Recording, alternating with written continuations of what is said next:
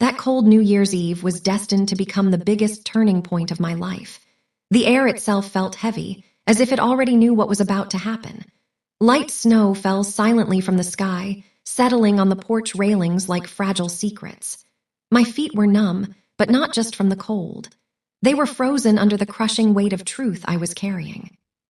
In my hands was a thick yellow envelope, rough at the edges, heavy in my grip.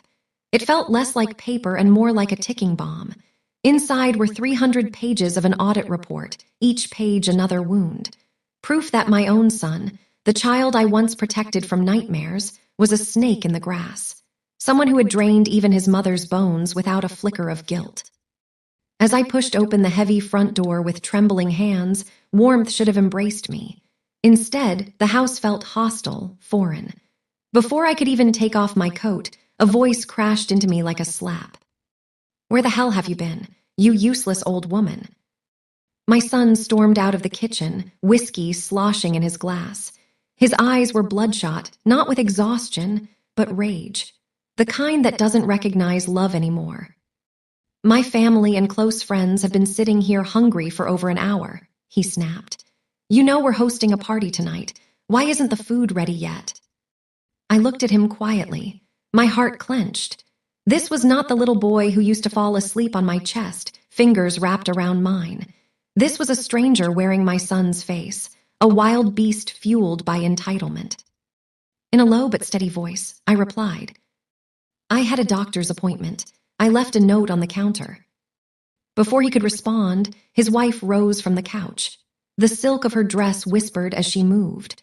Around her neck sparkled a diamond necklace, its shine cutting into my eyes. I knew that necklace. It had been bought by selling the last keepsake of my late husband. She laughed, not nervously, not awkwardly, but with pure contempt. "Really, that's your excuse," she said. "We keep you here to manage the house, not to run after doctors. Get into the kitchen. Guests could arrive any moment." I swallowed the lump in my throat and turned away. I walked into the kitchen without a word. The smell of spices filled the air, but it brought no comfort. I stared at the expensive dishes lining the shelves, dishes bought with my asterisk money. Every plate felt like silent mockery.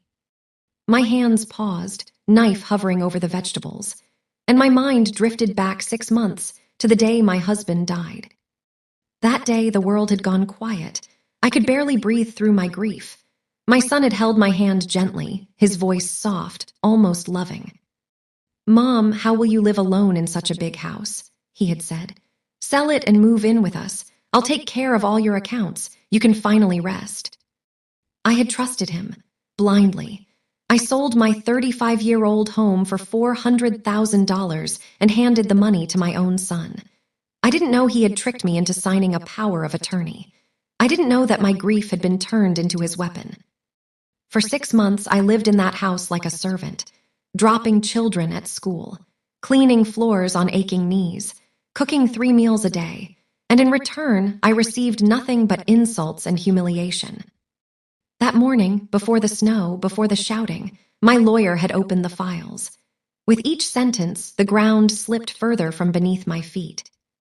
My son had withdrawn $380,000, gambled away my life insurance money, bought jewelry for his wife, charged me $6,000 a month for household expenses.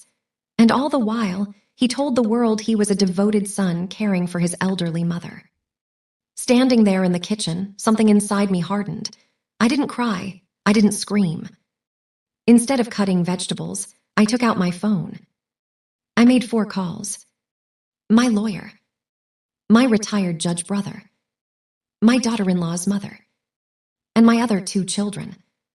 My voice didn't shake as I told them everything. I asked them to come immediately. At 6:30 p.m., the doorbell rang. My son smiled, adjusting his shirt. He thought his wealthy friends had arrived. Instead, police officers stood at the door, along with my entire family. I stepped out of the kitchen. My back was straight. My face carried a strength my son had never seen before. My lawyer spread the bank statements across the table. Calmly, professionally, he informed my son that he was being charged with fraud, forgery, and elder abuse.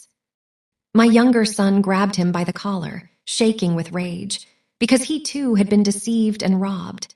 My daughter-in-law collapsed onto the couch, sobbing. A police officer gently but firmly removed my bracelet from her wrist. As they were led into the police van, my son finally broke. His voice cracked as he begged for forgiveness. I looked at him without hatred, without tears. "The son I raised was someone I loved," I said. "You are just a stranger who stole a widow's peace." 1 year has passed since that night. My son is serving an 8-year sentence.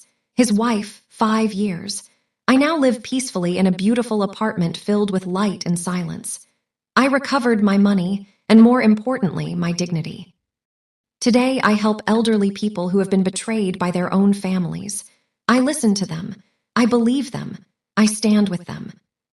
I proved that when a mother stands up for justice, no oppressor can stand against her. I am happy now, surrounded by children who respect me, and I have learned that family is not built on blood alone, but on respect, love, and truth.